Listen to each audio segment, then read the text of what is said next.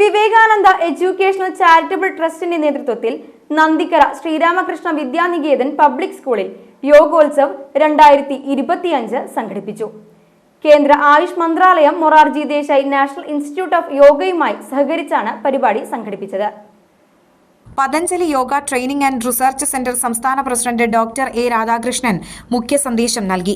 ആയുഷ് ജില്ലാ coordinator doctor Rini, yoga instructor Rajeesh, ജില്ലാ സംഘചാലക് advocate Rosh, Vivekananda trust chairman NP Murali, secretary TC Sethumadhavan, treasurer KS സുഗേഷ്, school manager C Ragesh, principal KR Vijayalakshmi, panchayat അംഗങ്ങൾ എന്നിവർ സന്നിഹിതരായിരുന്നു.